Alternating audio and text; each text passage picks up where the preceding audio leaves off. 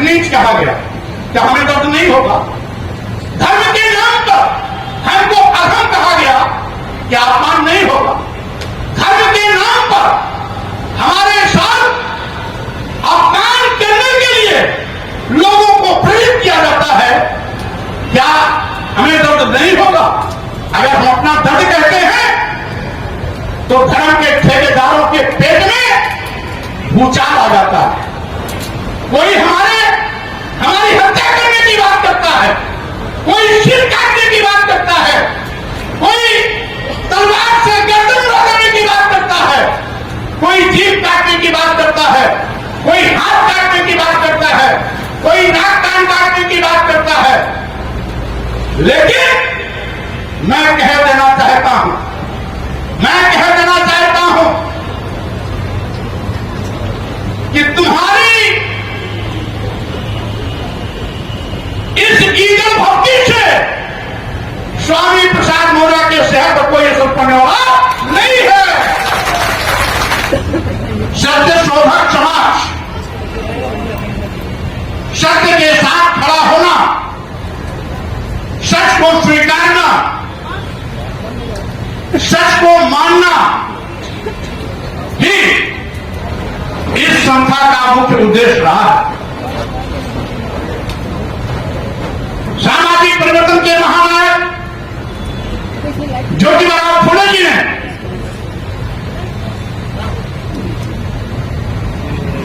इस देश से जात पात, छुआछूत, ऊंच नीच, भेदभाव, विषमतामूलक समाज को खत्म कर समतामूलक समाज की स्थापना का जो संकल्प लिया था, उसी का नतीजा है कि एक सामाजिक परिवर्तन आंदोलन के महापुरुषों की एक लंबी लाइन खड़ी हुई।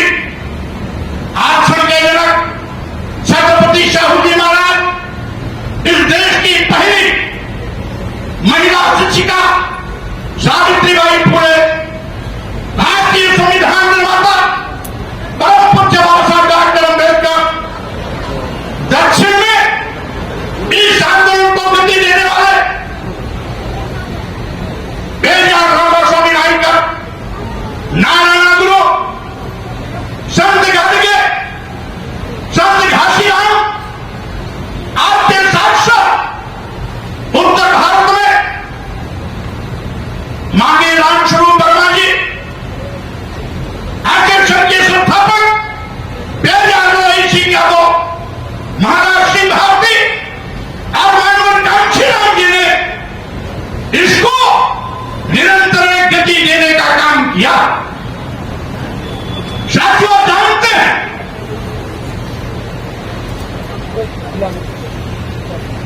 धर्म के ठेकेदारों ने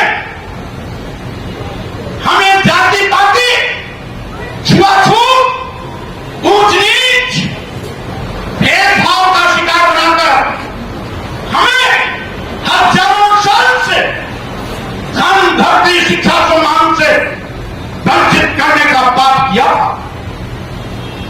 आज यहां पर अभी रामबाला सोनी बोल रही थी, लेकिन अगर आज भारतीय संविधान नहीं होता, आज हमारे महापुरुषों का सामाजिक परिवर्तन के लिए आंदोलन नहीं होता, तो रामबाला सैनी को बोलने का मौका नहीं मिलता। हम लोग यहां पर खड़े हैं, बोल रहे हैं, ये भी देश हमारे सामाजिक परिवर्तन के महापुरुषों के मेहनत का नतीजा है। ये भारतीय संविधान का करिश्मा, जिसके नाते हमें यह अधिकार मिला। अन्यथा इस देश में धर्म के ठेकेदारों ने इस देश के 27% लोगों को अपना गुलाम बना के रखा, धन, धरती, शिक्षा, सम्मान से वंचित किया। यहां तक कि इनका सूक्त वाक्य था, नारी शूद्रो न ध्येता, स्त्रियों और शूद्रों को पढ़ने लिखने का अधिकार नहीं था। स्त्रियों में वो किसी भी समाज की हो, ब्राह्मण समाज की हो, क्षत्रिय समाज की हो, वैश्य समाज की हो, शूद्र समाज की हो, तो भी उसको पढ़ने लिखने का अधिकार नहीं था।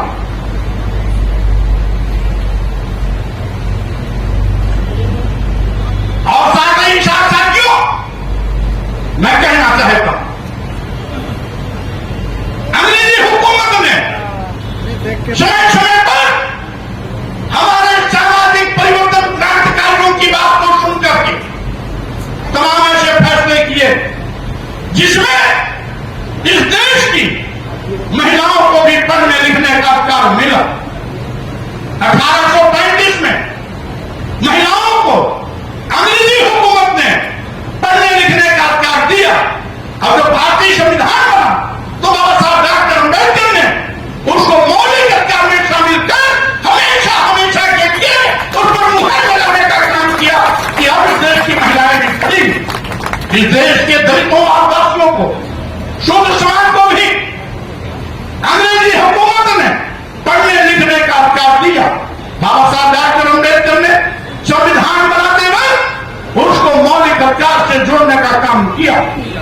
इस देश में महिलाओं का पहला स्कूल सावित्रीबाई फुले और ज्योतिबा फुले जी के प्रयास से 1848 पूना में स्थापित किया गया। और साथियों में कहना चाहता हूं, यह तो 18 विद्यालय ज्योतिबा फुले और सावित्रीबाई फुले ने मिलकर के 18 विद्यालय स्थापित करने का काम किए।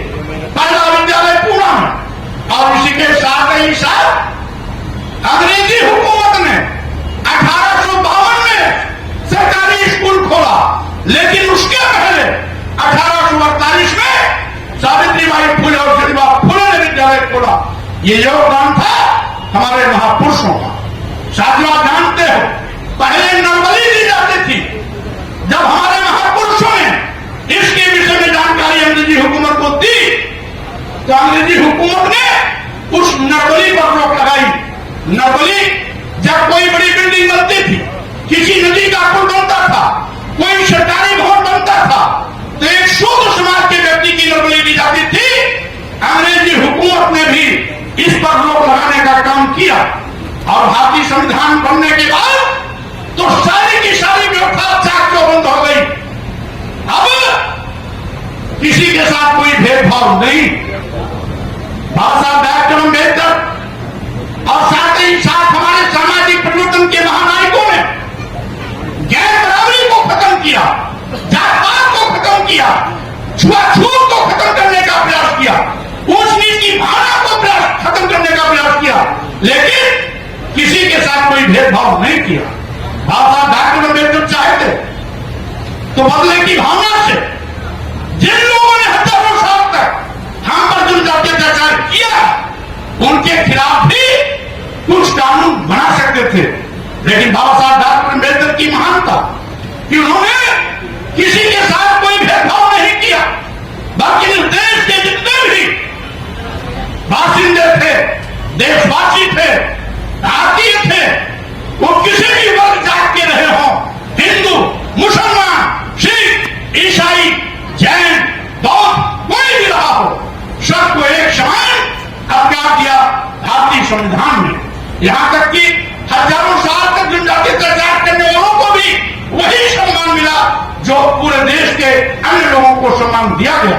यह बाबा साहब डॉक्टर अम्बेडकर की महानता थी। यह हमारे सामाजिक परिवर्तन के महानायकों की महानता थी कि उन्होंने बदले की भावना से काम नहीं किया, बल्कि सद्भावना के साथ सबके साथ न्याय करने का काम किया।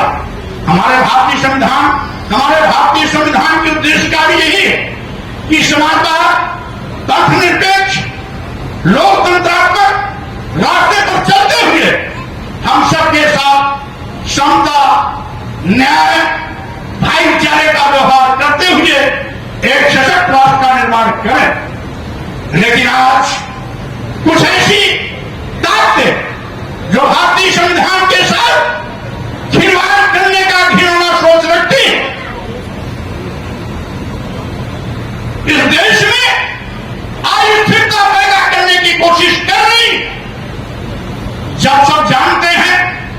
कि आजादी के बाद हमारा अपना भारतीय संविधान लागू हो गया, हमारा देश भारत एक संप्रभु राष्ट्र बन गया, तो हिंदू राष्ट्र की मांग क्यों?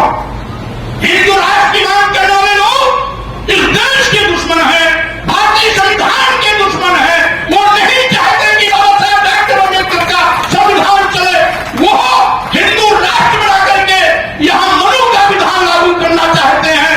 होशियार रहना हमारे दलित आदिवासी पिछड़े समाज के भाइयों, आपको ये एक इनकी चाल है। यह जबकि जब इंडिया और भारत की बात आई तो एक दिन पहले तक हिंदू राष्ट्र की मांग करने वाले लोग, हिंदू राष्ट्र की मांग करने वाले लोग यह बोलने लगे कि भारत को केवल भारत कहो, इंडिया मत कहो। लेकिन भारतीय संविधान के अनुच्छेद 1 में इस बात का स्पष्ट उल्लेख है कि इंडिया दैट इज भारत, यानी जब इंडिया संविधान में लिखा हुआ है तो उसको बोलने से रोक कौन सकता है?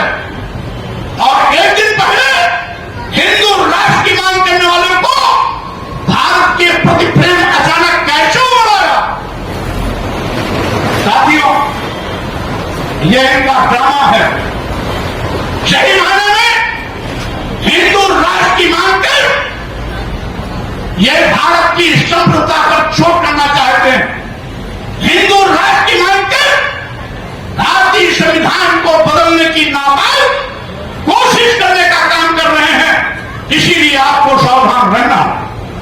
हजारों साल तक इन लोगों ने धर्म के मदद जाल में हमें गुलाम बनाया। क्या विडंबना है, हम अपनी पीड़ा भी नहीं कह सकते। अगर हम अपनी पीड़ा कहते हैं तो मनवादी मीडिया कहता है कि स्वामी प्रसाद मौर्य का एक विवादित बयान और इंसाफ की मांग करना मीडिया के नजरों में विवादित बयान हो जाता है। आखिर मैं यही तो कहता हूं जो भारतीय संविधान कहता है। अगर भारतीय संविधान सबके सम्मान और स्वाभिमान की रक्षा करने का अधिकार देता है, सबको धन धरती शिक्षा सम्मान का अधिकार देता है, सबको सीना तान कर इस राष्ट्र निर्माण में अपनी भूमिका तय करने के लिए अधिकार देता है, तो कौन से ऐसे लोग हैं जो आप भी धर्म के नाम पर हमको नीच कहते हैं, हमको अधम कहते हैं, यहां तक कि आज भी धर्म के नाम पर हमको अपमानित करने के लिए लोगों को प्रेरित कहते हैं। इस देश की महिलाओं को नीच से भी नीच होने का प्रमाण पत्र देते हैं। मैं कहना चाहता हूं, आखिर क्यों? धर्म मानवता के कल्याण के लिए होता है, धर्म मानवता के विनाश के लिए नहीं, बल्कि धर्म मानवता के कल्याण के लिए होता है। लेकिन ये धर्म के ठेकेदार कौन सा ऐसा धर्म लेके चल रहे हैं जो इंसानियत का कत्लेआम पर करने पर आमादा, जो आज भी जात सूचक शब्दों का प्रयोग करके उनको अधम से अधम जात बताने में गर्व महसूस करता है। ये बड़ा अधम तेरी तुम्हारा सुपच की रात कोल तलवा, ये जितनी भी जातियां हैं ये सब आदिवासी दलित और पिछड़े समाज की, इनकी भाषा में बड़ा भेदभाव के चक्कर में अगर इनकी भाषा से बोला जाए तो सूक्ष्म समाज की जातियां भारतीय संविधान लागू होने के बाद आखिर इस प्रकार के बातों को बढ़ावा क्यों दिया जाता है? हमने तो केवल अनुरोध किया था इस देश के राष्ट्रपति माननीय प्रधानमंत्री को इस बात के लिए कहा था कि जो आपत्तिजनक शब्द हैं इसको निकाल दिया जाए, या तो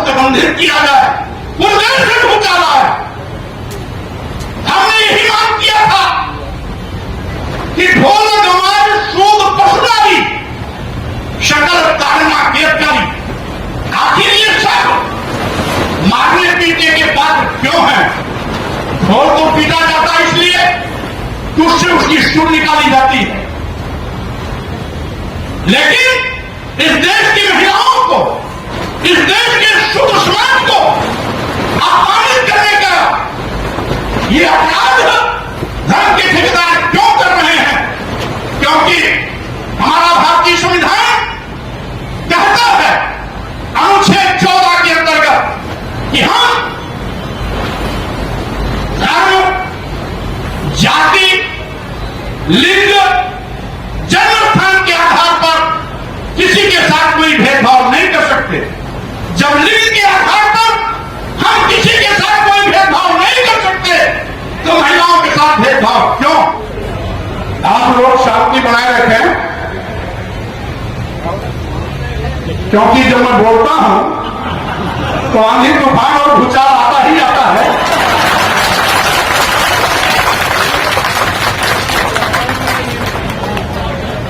इसलिए साथियों, मैं आपसे कह रहा था, आज हमें अर्थ का अनर्थ उठाया जा रहा। जब धर्माचार्य लोग घिर गए तो मानस की नई प्रति छपवा कर ताड़ना का अर्थ शिक्षा बताने लगे, लेकिन वे शायद नहीं जानते कि आज जो पढ़ने लिखने का क्या बाबा डॉक्टर अम्बेडकर ने सबको दे दिया, अब इस देश का हर नौजवान पढ़ लिख करके तैयार हो गया है। अब आपके समझाने समझने वाला नहीं है, क्योंकि आपकी समझ से ज्यादा समझ इस देश के शुद्ध समाज के लोगों के अंदर आ गया है, जिसको हजारों साल से तुमने पढ़ने लिखने से रोका। लेकिन यही कल्याण पुरुष वाले, गीता पुरुष वाले और धर्माचार्य लोग नहीं समझ पाए कि कहीं न कहीं गलती करने वाला अपनी गलती का कोई सबूत छोड़ के चला जाता है। इसी प्रकार से इन्होंने मानस में भी अपनी गलती छोड़ दिया। लिखा है एक जगह कि शापत तारत परुष कहता, पूज विप्र कहां सब संता, अपूज विप्र सकल गुणहीना, पूज शूद्र गुण ज्ञान न प्रवीण। आप समझो, यहां पर तारण का मतलब आज भी लिखा है उसी रामचरितमानस में कि मारते पीटते प्रताड़ित करते।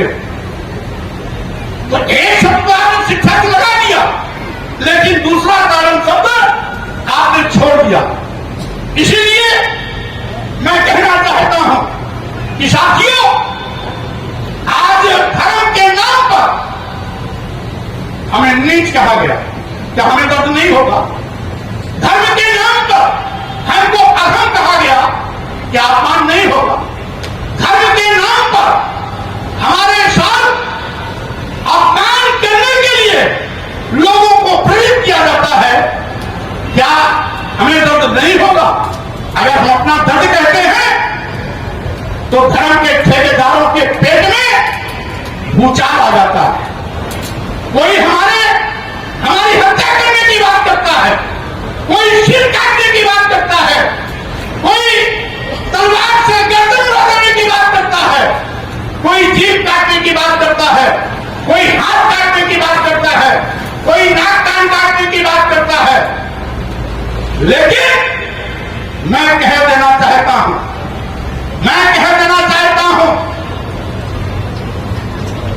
कि तुम्हारी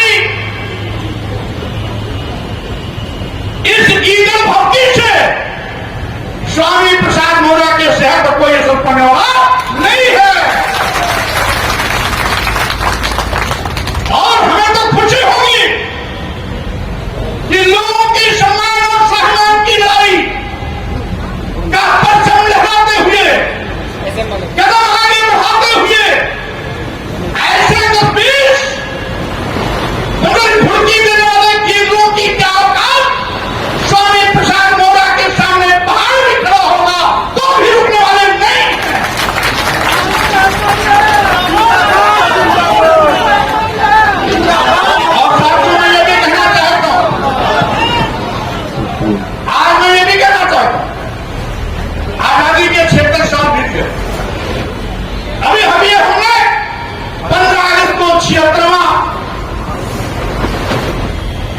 का दिवस मनाया है। 75 साल पूरे होने पर सरकार भी अमृत महोत्सव मना रही है, महिला सशक्तिकरण के नाटक भी कर रही है, और दूसरी ओर धर्म की आड़ पर महिलाओं को अपमानित करने के लिए उनको छूट भी दे रही है।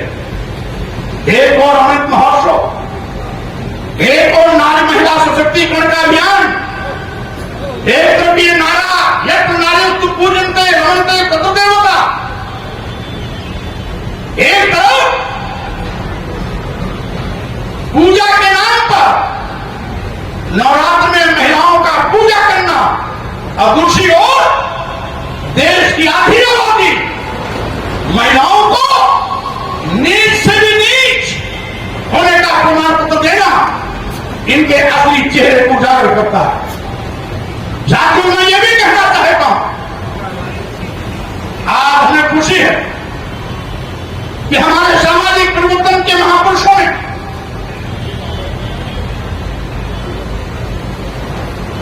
जो क्रांति का बिगुल फूका था, उसको हम लोगों को आगे बढ़ाने का मौका मिला। यद्यपि पहले विपरीत प्रक्रिया थी, जब छत्रपति शिवाजी महाराज, पहले स्वामी नायक, नारायण नेहरू, बाबा साहेब अम्बेडकर, ज्योतिबा फुले आदि सामाजिक परिवर्तन की लहर लग रहे थे, उसमें प्रक्रिया विपरीत थी। लेकिन आज लोकतंत्र है, हमारा अपना भारतीय संविधान है, हम सभी को बराबर का सबको अधिकार है,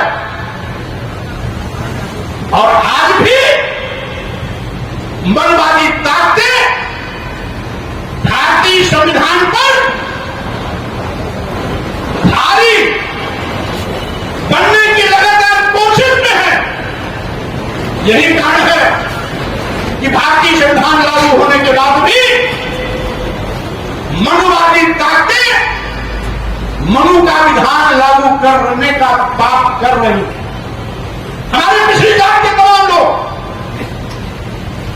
क्षत्रिय बनने की कोशिश करते हैं, लेकिन आप शायद नहीं मालूम कि क्षत्रिय बनने पर भी मनवादियों ने आपको नीच होने का ही प्रमाण पत्र दिया है। वहां जाकर के भी आप उच्च नहीं बन सकते। इस व्यवस्था में जिसे हम अपना धर्म मानते हैं,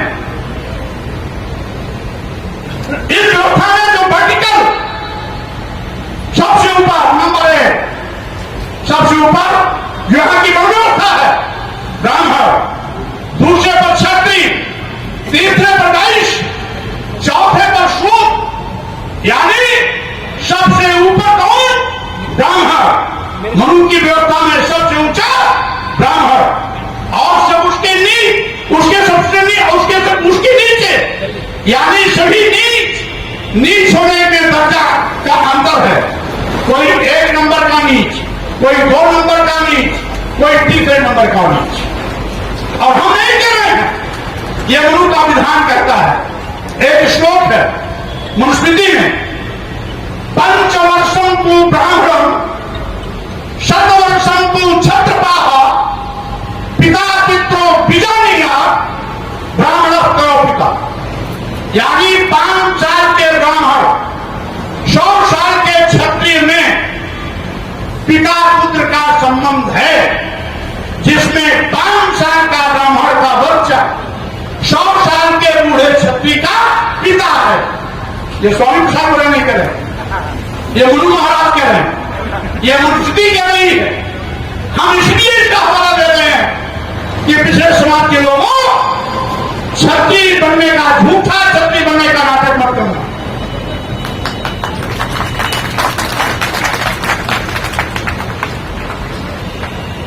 क्योंकि अगर क्षत्रिय बनोगे और 100 साल में हो जाएगी तो भी 5 साल के ब्राह्मण को पिता कहना पड़ेगा।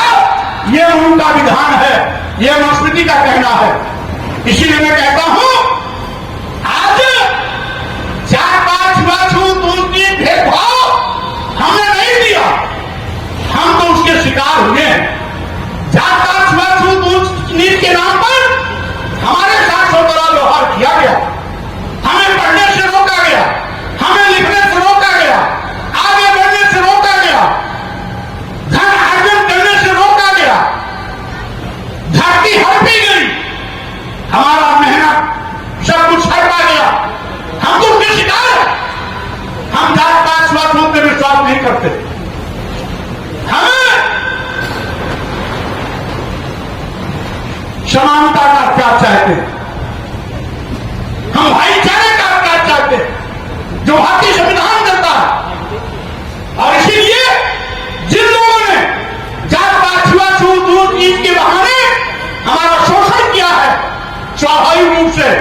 उस शोषण के शिकार हम हुए हैं, तो हम अपनी पीड़ा और दर्द अपने लोगों के साथ साझा दूर करेंगे। जब हम दर्द और पीड़ा अपने लोगों के साथ साझा करते हैं तो धर्म के ठेकेदारों के पेट में दर्द होता है, पूरे देश में भूचाल आता है, भूकंप आता है और धर्माचरण करने वाले लोग अनाप शनाप भाषा बोलने लगते हैं। ऐसा लगता है कि आज स्वामी प्रसाद मौर्य की बात उनको गोली से भी ज्यादा घायल कर रही है, इसीलिए उनकी जुबान भी लटकाने लगती है। लेकिन सच को स्वीकारना होगा, सच को स्वीकारना होगा। और मैं तो यही कहना चाहता हूं, समय रहते धर्म के ठेकेदारों को भी कहना चाहूंगा, सुधर जाओ। अगर आप चाहते हो कि धर्म और मजबूत हो, धर्म और सशक्त हो, तो आपको धर्माचरण के रास्ते पर चलना होगा। आपको इंसानियत को मजबूत करने के लिए प्रयास करना होगा। इंसानियत का कत्लेआम करके आप धर्म को सशक्त नहीं बना सकते हो। और यही मेरी अपील इनको नागवार गुजरती है। मैं कहना चाहता हूं साथियों, आज भी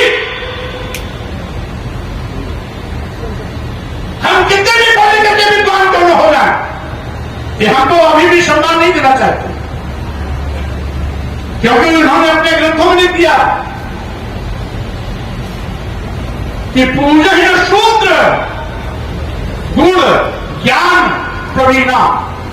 गुणी भी है, ज्ञानी भी है, एक्सपर्ट भी है, यानी पीएचडी डिग्री तमाम डिग्रियां भी ले रखा है, फिर भी अगर वो शूद्र है तो उसको सम्मान मत करो। बाबा साहब डॉक्टर अम्बेडकर स्वयं इसके भुक्तभोगी रहे।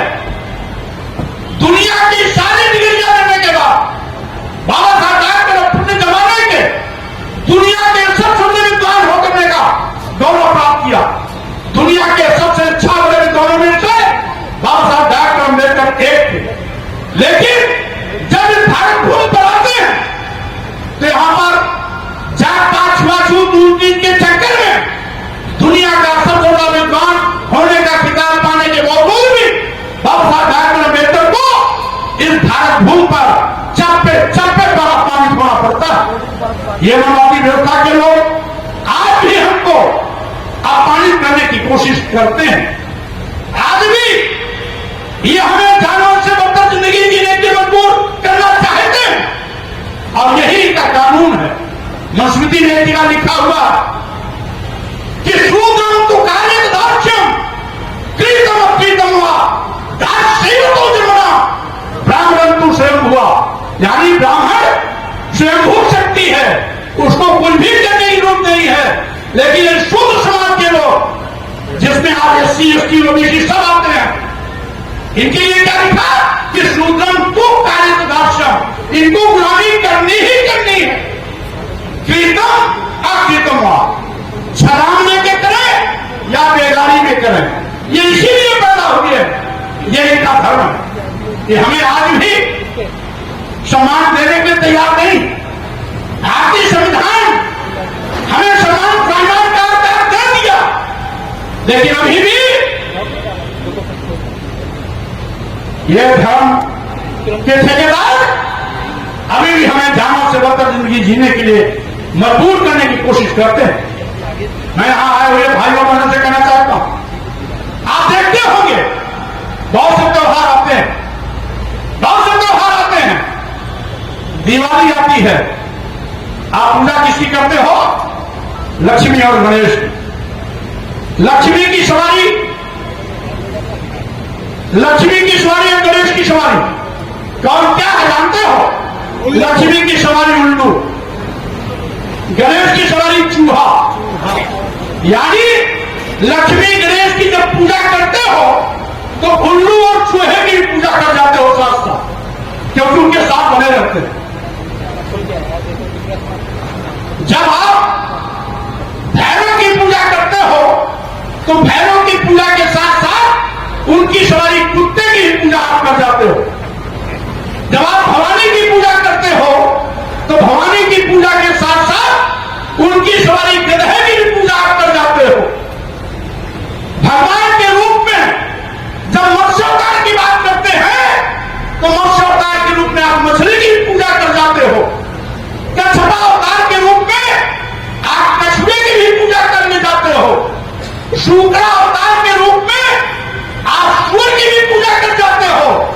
लेकिन सुअर पालने वाले वाल्मीकि की, काशी की, गिरहा पालने वाले धोबी की आप सम्मान नहीं कर सकते हो। यानी जानवर की पूजा कर सकते हो, लेकिन इनके जो पालक हैं, इनके जो पोषक हैं, उनकी आप उनको सम्मान देना स्वीकार नहीं करते हो।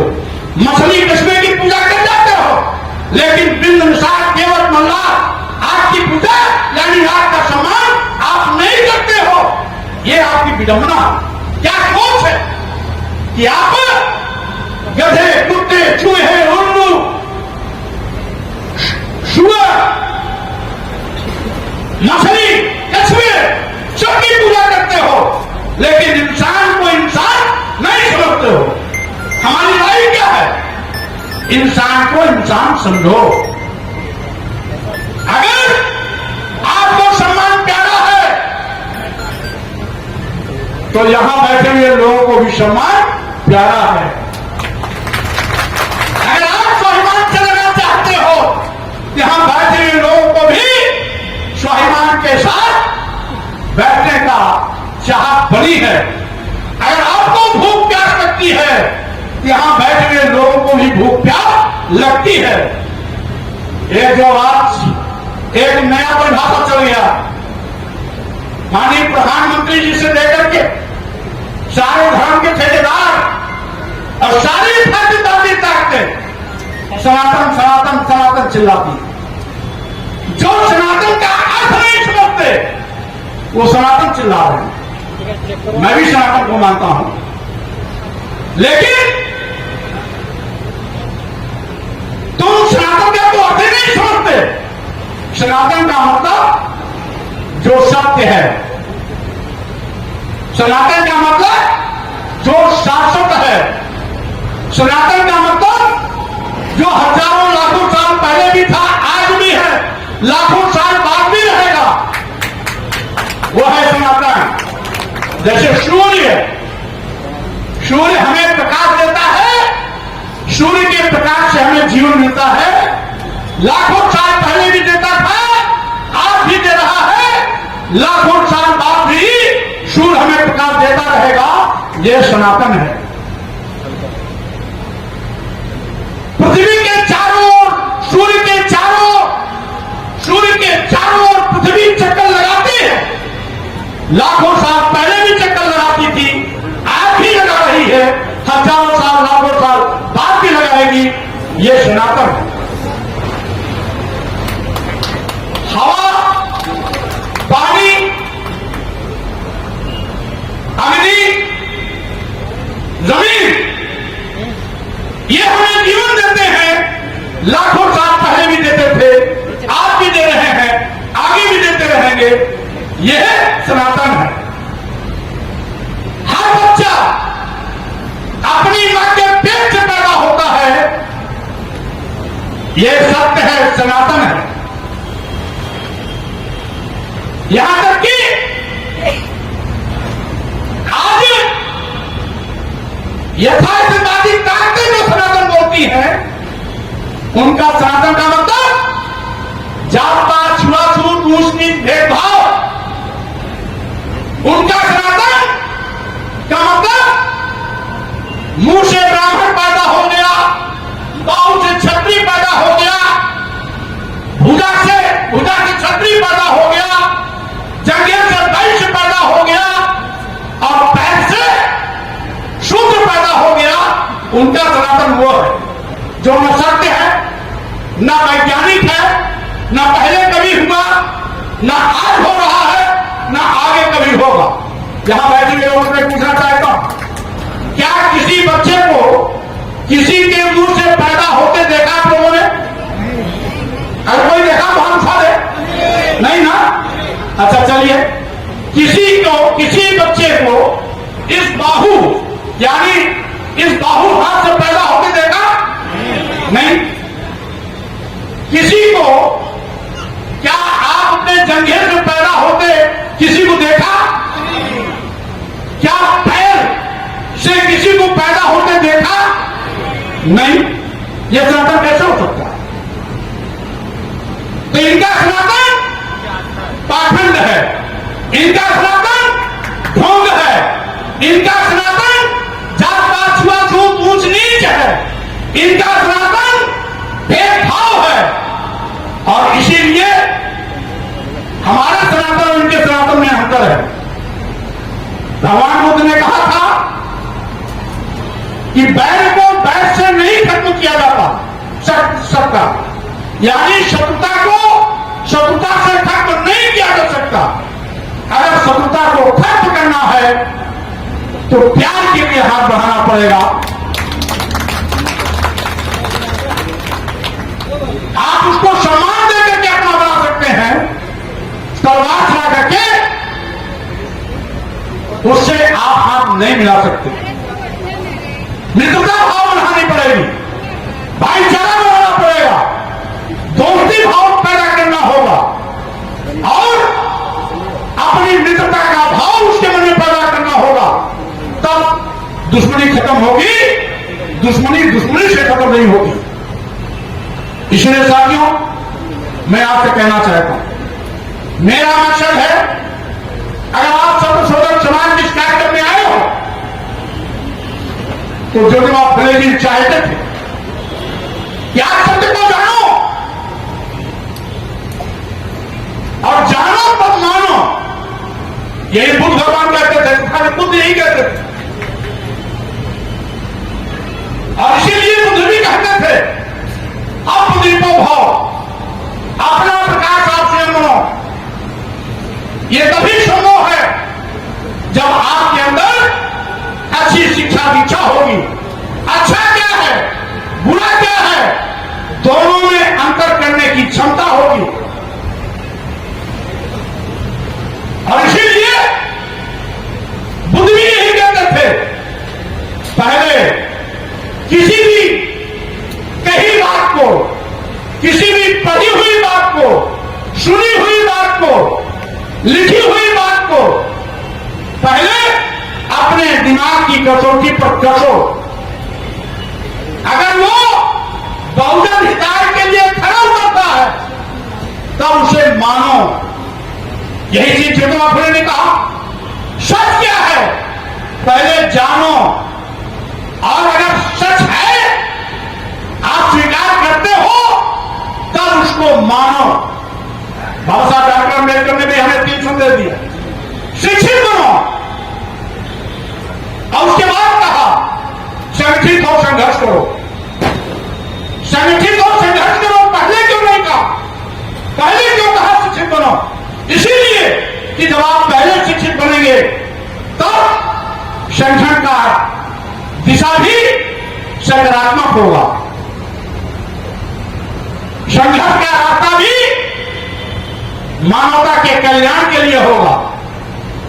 अगर आप पढ़े लिखोगे नहीं, संगठित हो गए, तो डकैत के गिरोह के रूप में भी वो काम कर सकता है,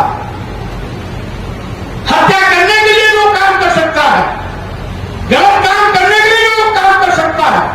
इसीलिए बाबा साहब डॉक्टर अम्बेडकर ने भी कहा कि पहले शिक्षित बनो, और आप शिक्षित बन जाएंगे तो संगठन और संघर्ष दोनों का रास्ता जो है वो सकारात्मक होगा, मानव कल्याण के लिए होगा, बहुजन हिताय के लिए होगा। इसीलिए साथियों, बाबा साहब डॉक्टर अम्बेडकर यह भी कहते थे कि सुबह सुबह आप जब सो के उठते हो तो 2 घंटियां सुनाई पड़ती, 1 घंटी मंदिर की और 1 घंटी स्कूल की। जो बच्चा या जिनके माता पिता स्कूल की घंटी सुनकर अपने बच्चे को स्कूल भेजते हैं, वो स्कूल जाकर के पढ़ लिख करके बड़ा उद्देदार बनता है, डॉक्टर बनता, इंजीनियर बनता, एडवोकेट बनता, वैज्ञानिक बनता, प्रोफेसर बनता, IAS साइंटिस्ट बनता और अपने पूरे परिवार की गरीबी को हमेशा हमेशा के लिए खत्म कर देने का काम करता है। लेकिन जो माता पिता खुद और अपने बच्चे को मंदिर की घंटी सुनकर के मंदिर क्यों ले जाते हैं और जिंदगी भर घंटा बजाते रह जाते हैं, कभी भी परिवार का कल्याण नहीं होता है।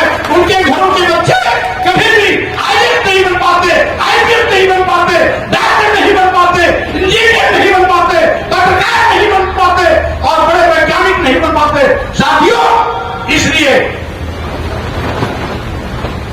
अगर मंदिर का घंटा बजाने से हमारी गरीबी खत्म होती, हमारा भाग्य बदल जाता, हमारे बच्चे अच्छे ओहदे पहुंच जाते, तो इसको क्या जरूरत होती। इसीलिए मैं कहना चाहता हूं, बाप दादा पुरखे मंदिर का चक्कर लगाते रह गए, लेकिन उनकी गरीबी नहीं गई। लेकिन अगर किसी भी माता पिता ने अपने किसी एक बेटे को पढ़ा लिखा करके ओहदेदार बना दिया, तो उसकी गरीबी हमेशा हमेशा के लिए खत्म हो गई है। इसको हमने भी देखा, आपने भी देखा। इसीलिए मैं कहना चाहता हूं कि आज भी धर्म क्या है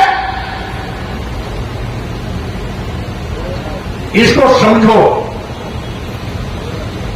धर्म कोई भी हो, वो मानवता के कल्याण के लिए ही बनाया गया। अगर मानवता का कत्लेआम कहीं होता है, इंसानियत का कत्लेआम होता है, मानवता में भेदभाव होता है, वो धर्म नहीं, वो अधर्म है। मानवता के कल्याण की बात होती है, मानवता को सम्मान दिया जाता है, मानवता को बढ़ावा दिया जाता है, इंसानियत की पूजा होती है, तो धर्म है, सीधी सी बात। और इसीलिए साथियों, हमारे देश की तो संस्कृति भी है धर्म कुटुंबकता पर। पूरे विश्व में मानवता का संदेश इसी भारत भूमि से तथागत बुद्ध ने दिया। करुणा मैत्री बंधुत्व भाईचारा का संदेश तथागत बुद्ध ने दिया। और इसीलिए आज पूरे विश्व में भारत पूजा जाता है। यहां तक कि हमारे देश के राष्ट्रपति और माननीय प्रधानमंत्री भी दूसरे देश में जाते हैं तो बड़े गर्व से कहते हैं हम उस भारत भूमि से आए हैं जहां बुद्ध पैदा हुए। यहां तक कि यूनाइटेड नेशन में जो बैठते हैं, राष्ट्र में बैठते हैं, तो वहां पर भी जब बात चलती है कि आतंकवादियों के खिलाफ कड़ाई से पेश हुआ जाए, तो वहां पर भी हमारे देश के प्रधानमंत्री को इस बात के लिए बोलना पड़ता है हम उस भारत भूमि से आए हैं जहां बुद्ध पैदा हुए, और जहां बुद्ध है वहां युद्ध नहीं हो सकता है। यह बुद्ध की स्वीकारता है। आज दुनिया में भी आज बुद्ध की स्वीकारता। आज दुनिया के सैकड़ों देश बुद्ध के संदेश पर आगे बढ़ रहे हैं। तमाम देशों का राष्ट्र धर्म भी बौद्ध धर्म है। लेकिन साथियों, ये हमारे धर्म के ठेकेदार धर्म की परिभाषा तक नहीं समझ पाते। हमने बहुत सी पुस्तकें पढ़ी, तथाकथित हिंदू धर्म, ये हिंदू धर्म नाम की कोई चीज नहीं है। ये स्वामी प्रसाद मुखर्जी के लिए नहीं है, ये देश के माननीय प्रधानमंत्री जी भी बोल चुके हैं। आरएसएस के प्रमुख मोहन भागवत जी भी बोल चुके हैं। अभी एक हफ्ता पहले भाजपा के पूर्व राष्ट्रीय अध्यक्ष केंद्रीय मंत्री गडकरी जी बोल चुके हैं कि हिंदू धर्म नहीं है बल्कि एक जीवन शैली। तो अगर मोहन भागवत जी के बोलने से किसी के पेट में दर्द नहीं हुआ, मोदी जी के बोलने से किसी के पेट में दर्द नहीं हुआ, गडकरी जी के बोलने से किसी के पेट में दर्द नहीं हुआ, अगर स्वामी प्रसाद मुखर्जी ने कह दिया हिंदू धर्म नाम की कोई चीज नहीं है, तो पूरे देश में भूचाल आ गया। आखिर क्यों? इसलिए कि स्वामी प्रसाद मुखर्जी को आज भी ये कटी याद देखना पसंद नहीं करते, क्योंकि इनकी व्यवस्था में हम सुसमाज में पैदा हो गए। और सुसमाज में पैदा हुआ कोई व्यक्ति कितना भी ज्ञानी हो, जब बाबा साहब डॉक्टर अम्बेडकर को यह सम्मान नहीं दे सके तो स्वामी प्रसाद मुखर्जी क्या सम्मान देंगे? ये तो आज ऐलान करते हैं कि जो स्वामी प्रसाद मुखर्जी पे जूता मारेगा हम उसको 10 लाख रुपया देंगे। अगर मेरे ऊपर जूता पड़ने से किसी को 10 लाख रुपया मिलना है तो मैं भी जूता खा लूंगा, क्योंकि हजारों साल से मैं जूता खाते चला आया, इन मानवादी व्यवस्था के लोगों का शिकार होते चला आया है।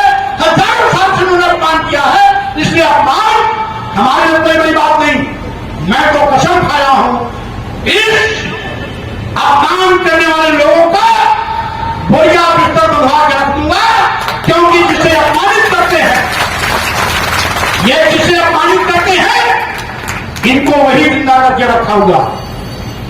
हमारे यहां पर बैठे हुए सिर्फ सोलर समाज की शिकायत में आए हुए भाइयों बहनों, चढ़ावा तुम देते हो धर्म के नाम पर, दान दक्षिणा तुम देते हो, मालपुआ पूरी तुम खिलाते हो, इनकी ताकत तुम हो। जिस दिन तुम इनको दान दक्षिणा देना बंद कर दोगे, जिस दिन तुम इनको चढ़ावा देना बंद कर दोगे, जिस दिन तुम मालपुआ हलवा खिलाना बंद कर दोगे, यह आपके पैरों पर सिक्का देते नजर आएंगे, कहीं भी इनको उसका नहीं लगेगा। इसीलिए अगर ये हमें अपमानित कर रहे हैं तो उसके दोषी हम हैं, हमारा समाज है। हमारा समाज इनको चढ़ावा देना बंद कर दे, दान दक्षिणा देना बंद कर दे, पैसा देना बंद कर दे, मालपुआ हलवा खाना बंद कर दे, तो हमारा अपमान करना भी बंद कर देंगे। हम इनको खिलाते रहेंगे तो हमें अपमानित करते रहेंगे। और समझ लेना साथियों, एक चीज और मैं कहना चाहता हूं, सही मायने में जो सच है वही सच है। हिंदू धर्म कोई धर्म नहीं है। पहले कभी वैदिक काल था, जैन धर्म आया, बौद्ध धर्म आया, फिर उसके बाद हमारी तमाम अन्य संस्कृतियां आई, अन्य धर्मावलंबी भी आए, कभी यहूदी आया, कभी यूनानी आया, कभी मुगल आया, कभी अंग्रेज आए, कभी डच आए। हमने तो सभी संस्कृतियों को देखा, लेकिन मैं केवल इतना कहना चाहता हूं साथियों कि आज हमारा संस्कार है भाईचारे का। हम बोलते हैं हिंदू मुस्लिम सिख ईसाई सब है आपस में भाई भाई। हम तो भाईचारा पैदा करना चाहते हैं और ये भाईचारा तोड़ना चाहते हैं। और साथियों, जिस धर्म को ये हिंदू धर्म कहते हैं, इसमें भी एक चाल है, ये है ब्राह्मण धर्म। क्योंकि इस धर्म में केवल ब्राह्मणों को सम्मान मिलता है, क्षत्रियों को भी द्वितीय दर्जे का दर्जा दिया, क्षत्रियों को भी पढ़ने लिखने से वंचित किया गया था, उनको केवल शस्त्र विद्या सिखाई जाती थी। शास्त्र कुछ सीखते थे और शस्त्र विद्या क्षत्रियों को सिखाते थे। वैश्य समाज को केवल बनियोटी भाषा सिखाई जाती थी, उनको न शास्त्र सिखाया जाता था न शस्त्र सिखाया जाता था, उनको बनियोटा भाषा सिखाई जाती थी। शूद्र को तो बिल्कुल पढ़ाया लिखाया ही नहीं जाता था। तो ये भेदभाव कैसे? भेदभाव नहीं है क्या?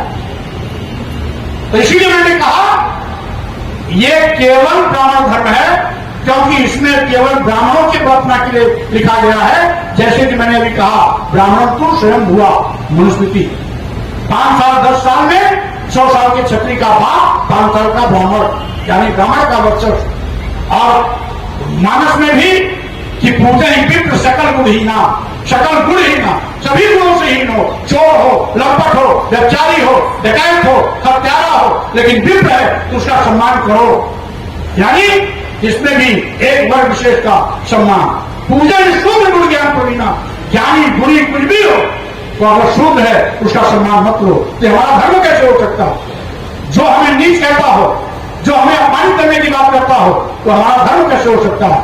इसीलिए 1933 की जाति जनगणना, सही जी, 1933 की जाति जनगणना ब्राह्मणों की संख्या 3.5 थी। अगर इसको ब्राह्मण धर्म कहते तो 3.5% के लोग अल्पसंख्यक बन जाते। अल्पसंख्यक न बने इसीलिए अपने साथ जोड़ लिया क्षत्रियों को भी, वैश्यों को भी, शूद्रों को भी, जिससे कि अगर सबकी संख्या लेंगे तो हम मजाकी में आ जाएंगे। ये इनकी चाल है। और जब मोहन भागवत जी, माननीय मोदी जी, माननीय गडकरी जी कह दिए हिंदू धर्म नहीं है, और एक दिन स्वामी प्रसाद मौर्य कह दिया, तो होता क्या है? लेकिन स्वामी प्रसाद मौर्य जब कहेंगे तो हमारे मीडिया के भाई क्या लिखेंगे? विवादित बयान। और मोदी जी और गडकरी जी और मोहन भागवत जी कहेंगे तो विवादित बयान लिखने की इनकी हिम्मत नहीं, क्योंकि लिख देंगे तो दूसरे दिन जेल की सलाखों में हमारे मीडिया भाई दिखाई पड़ेंगे। इसीलिए मैं कहना चाहता हूं साथियों, सत्य शोधक समाज के सम्मेलन में संकल्प लेके जाओ कि महात्मा ज्योतिराव फुले जी ने सावित्रीबाई फुले जी ने जो हमें सच समझने की सीख दी, उसको सीखो, उसको समझो और उसको रास्ते पर चलो। जिस दिन सच पर चलना आप समझ जाओगे, अपने आप आपके सम्मान और सम्मान का परचम लहराएगा।